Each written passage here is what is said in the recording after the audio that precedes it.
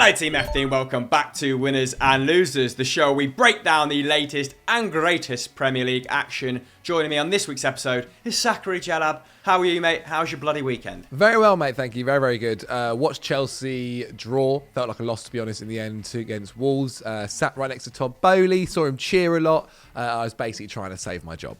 But, yeah. Cozying up to the new owners, Jalab. I look forward to you giving us the inside track then as next season progresses. Anyway, let's move on to our talking point before we open up on our winners, losers and moment of the week as we normally do on this show. And the talking point this week is Pep Guardiola's narky post-match comments. I quite enjoyed them, to be perfectly honest. Now, City put 5 goals past Newcastle on Sunday, didn't they? Taking a 3-point lead in the race for the Premier League title. That was the 30th time that the citizens have put up 5+ goals in domestic play since Pep arrived at the club in 2016-17. A quite incredible feat. That's almost a full season's worth of Premier League action of just completely pummeling the opposition. But wasn't really the result that people were talking about after the game, was it? No, it was more so about Pep's noise about Liverpool. He provided beIN Sports with some pretty schneid comments, didn't he, about Liverpool, saying everybody in this country, the media and everyone supports Liverpool, going on to say Liverpool have an incredible history behind them in European competition, but not in the Premier League, because they have won 1 in 30 years. Now, we have said on this show on Sunday Vibes that it's pretty boring, the fact that Jurgen Klopp and Pep Guardiola are so cordial towards one another. Very complimentary, aren't they? It's normally complete loving when those two sides meet. That we push each other on to be the best ever. Now, we've seen some bad blood. We've seen Pep, lose his head, maybe lose his cool in the wake of crashing out of the Champions League. Zach, surely this is what the neutral wants to hear. 100%, mate. Like, this is unbelievable. I think from a point of view for myself, you, as you said, a neutral, not a Liverpool or Man City fan, you love it. Like, yeah, it has got a bit boring recently over the past couple of years where it is like, oh, yeah, they're such a good team. Oh, they're amazing. They're this. This feels a bit more like the Premier League of 10, 15 years ago. Even more so with Keegan saying, I'd love it if we beat them. That kind of vibe. Because you want that. You want that intensity. And look, there's nothing wrong with the two managers having been so cordial and having been so impressed and amazed by each other. But now they've done that side of it. They've done that side of it. You want to see this kind of intense rivalry continue and get to where it is now. I mean, I don't really see it ever going much further than this. They're both still very kind of media trained and I wouldn't be surprised if in the next one Pep will be like, oh, Liverpool are so good, blah blah blah, whatever. But it is very, very good. I would have loved to have seen Pep Guardiola watch the Liverpool game that we'll get onto later and see that full-time result. He must have been over the moon. But, I mean, what a game it was in general as well. Newcastle got absolutely battered. And Kevin De Bruyne, watching him sometimes, it feels like he's just... I know people use that term of a Rolls Royce, a machine, but the way he just carries the ball through and just bodies everyone is quite frankly ridiculous. KDB was fantastic on the night, the afternoon. Zinchenko, I thought, also had a pretty good game at fullback. I think he's a guy that goes quite underrated for Man City. And if I was a team looking for a kind of utility player or someone that can do that left side, but can also play in midfield as well, I think Zinchenko would be a very, very interesting person to look into. Whether City would sell him is another question. But yeah, no, I think KDB just completely runs the show, man. And yesterday was one of my favourite games of watching him play football. Though it is worth mentioning that Kyle Walker, Ruben Diaz, and John Stones are now all set to miss the rest of the season. Fernandinho came on, played centre back for most of the game, had a pretty decent time, wasn't challenged too much, but I think that should be okay. I think if these injuries had come maybe 4 weeks ago, it could have been a much, much different story for Man City, but I think they're going to kind of cruise now to the Premier League title. Liverpool have, I guess, tougher games in my opinion than City. So yeah, I mean, it was a very, very interesting one, and Pep Guardiola's comments were fun to say the least. Yeah, I think you're right in saying that it won't go much further because They're not nasty guys, are they? And they don't really need to play mind games. Their sides are that good. But we might see it hotten up, if that's the phrase. We might see it heat up.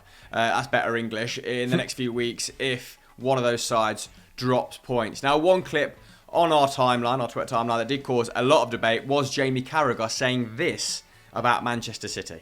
The Champions League is always the biggest trophy you can win. No, difficult. Okay, yes, the quality is brilliant. But if you won the Premier League and not won a champ, would you say that? Or do you always believe that? No, because if how many leagues are there in Europe? I don't know, 30, 40 leagues, or the big 5 leagues, say. So 5 teams every year will win that league. There's only one team who can win the Champions League. Only one. Yeah, but to do it over 38 games consistently up against a great Liverpool, not saying that Man City have won it, but... So why does everyone still say Man City needs a Champions League? Well, why do you need the Champions League then? Just so... Because you've won the league. Yeah, because to put Man City on a completely different level on a global as a club, level, for sure. You're not seen as a big club or a giant of a club until you win the Champions League. In England, it's a fact. Europe, they've still got to do better. I agree with you. 4 league titles in 5 years. I know what I'm saying. In terms of Man City City's owners and Pep Guardiola putting Man City up there to be one of those super clubs, you've got to win the Champions League. You have to. Now, I'm sure that Pep would point to comments like this to justify his previous opinions and also see it as an attempt to diminish what his Manchester City side have achieved on a domestic front over the last 5-6 years since he's been there. Even longer, City have been the preeminent side in the Premier League over the last decade, haven't they? Now, Zach, you're quite well placed to answer this as a Chelsea fan. Yep. 1 Premier League and 1 Champions League, like Liverpool have achieved under Jurgen Klopp, or 5 Premier League titles in 10 years. I want your honest take on this. It's tough. It's tough, that. I think it's kind of the question of what do you prefer? Like people have mentioned before, is it harder to win a Champions League or harder to win a Premier League? And I can always understand both sides, whereas obviously with the Champions League, you probably need a little bit of luck to go there, whereas to win the Premier League, you need to be the best team for 38 matches. Especially Look, you're not nowadays. on Chelsea TV now. Stop being so very diplomatic. True, very Just true, say very which true. one your gut goes with. I think I'd rather a Premier League and Champions League.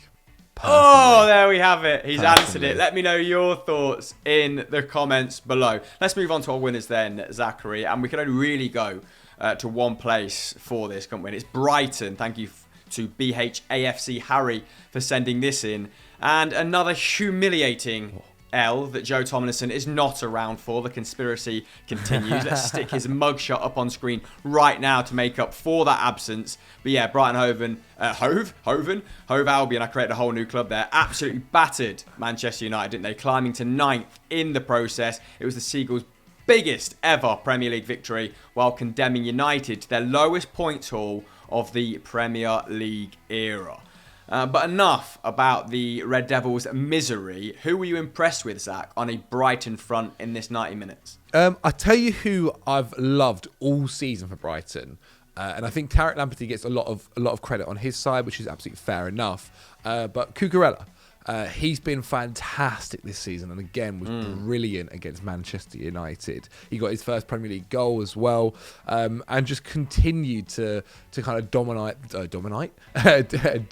that flank. I think he's been someone that has been fantastic this year, and again, like if I was another club looking for that kind of fullback, wingback kind of player, I think I'd be looking really, really strongly at him. Tarek Lamptey's injury problems this season have kind of raised a few concerns, whereas Cucurella has joined the Premier League and adapted so well. Another one as well was Caicedo, I think. I hope I pronounced that right. He's obviously 20 years old. Yeah. Caicedo. And he's got his first Premier League goal, whilst also being brilliant in kind of the defensive presence in midfield for them. 5 tackles and interceptions. Really, really good for just 20 years old. Trossard as well played a very different role to what he's used to in that left wing-back position, but getting 2 assists and a goal on the day, taking him to 11 for the season. A very his career high, but another very, very strong performance. I mean, Brighton in general, like Potter's stock, like continues to rise game after game. Don't get me wrong, United were poor, were really, really poor. But Brighton, I think, played fantastic football. I think it was also the first time in about since Alex Ferguson where during Alex Ferguson's career, they only got beat by like 4 goals or more, something like 11 times where that's happened. Yeah, now. 12 times. 12 times. 810 games under him. Crazy. In that same period. Crazy.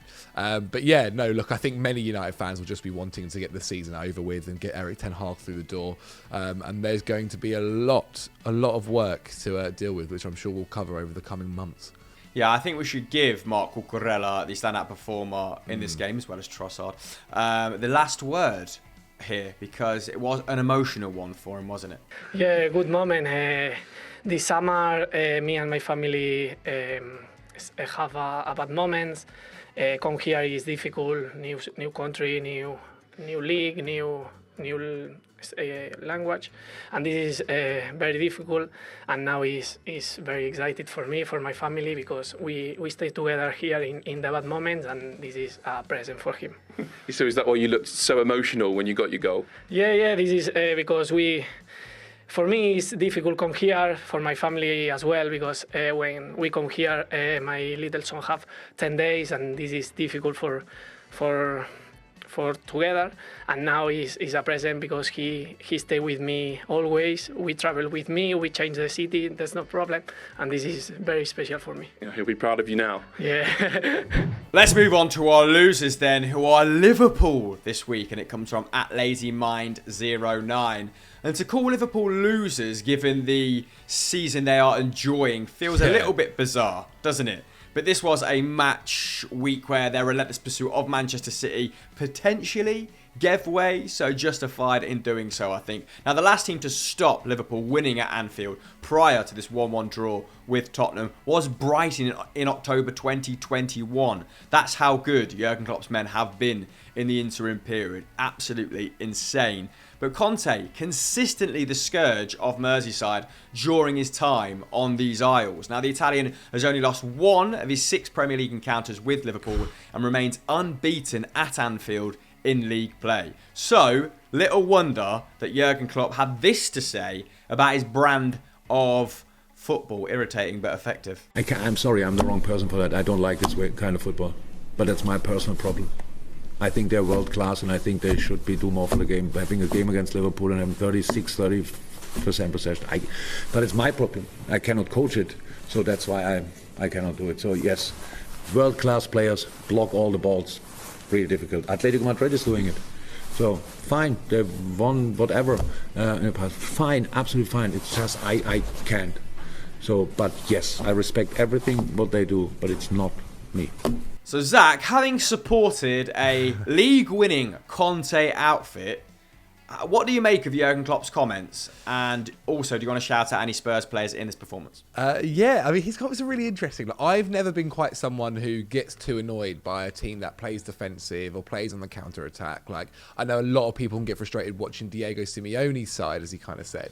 And whereas personally for me, I think that's, you got to be smart with how you go into games. Like if you're Spurs and Conte, who has analysed his Liverpool team, a ridiculous Liverpool team, and knows that the way to beat them is by kind of muting them, shutting up shop to an extent, and getting them on the counter attack. Yes, it's not pretty. Yes, it's maybe not enjoyable, but why do you care? Like, Conte doesn't care whether Klopp is enjoying their football at the end of the day. Like, it's that thing where kind of Pep and Klopp both do it. When they beat a team 4-0 or 5-0, they come out after the game and go, oh, they were so good, they were this, they were that. Like, if I'm Conte and I'm seeing these comments from Klopp, I'm loving it. That's exactly what I want to see. Like, they can go play nice football whenever they need to, but that's not what will get them into the Champions League spots or will get them higher up in the table and improve their squad. And so yeah, I think Klopp can be annoyed, but at the end of the day, it's football. You come up against several different teams, whether it's Villarreal, whether it's Atletico Madrid, or whether it's Man City. Whatever kind of football they play is up to them. I don't think you can have a defined right to play beautiful football and not get annoyed by it. But I think he also mentions like that's his problem, and that is, but it just felt like a little bit of a moaning for moaning's sake because he'd realised the title might have gone. As for Spurs players, like, it was very much a strong kind of defensive performance from them. I think kind of you could mention all that back line. Emerson Royale had a good game, which I don't think has been said very often this season, and he managed to do pretty well on that right flank. Ben Davies, I think Conte has turned Ben Davies into a great left centre back, and I thought he had a pretty solid game. Obviously there was the deflected shot. But he was pretty strong for them as well. And Heung-min Son, like another guy this season throughout the Harry Kane, obviously kind of the start of the season wasn't very, very strong for him. Whereas Heung-min Son throughout this whole campaign has continued to show how good he is and now has the most goals he's ever scored in one season for Spurs. So yeah, a very, very strong resolute performance from Tottenham Hotspur, and I don't know, Klopp can just get over it. It doesn't matter at the end of the day how a team plays football. You just got to play what's in front of you. Yeah, I think Son's been involved in 17 Premier League goals this calendar year, and that's more than any other player. So what a season from him. He is Mr. Consistent for them, isn't he? And Christ, if Jurgen Klopp thinks that about Conte's brand of football, what did he think about Nuno's? Because like you said, they've improved on an attacking end tenfold since the Italian took over. And props to Ryan Sessegnon as well. He got the assist, didn't he? He's another one that is improving quickly under Antonio Conte. And I'm sure Reguilon's got one eye on his improvement and his place in the starting 11. Yeah. Right. Let's move on then to moment of the week. We've got 3 here for you, Zach. You're going to have the deciding vote. Muad322. He said his favourite moment was Roy having a laugh with Zaha after his team got relegated. It was pretty bizarre to see him go over and clap the Crystal Palace fans and not his own fans when his club got relegated. But I guess he's just expecting to be sacked at Watford. He just thought, I'll do what I want. A parade around my old stomping ground, yeah.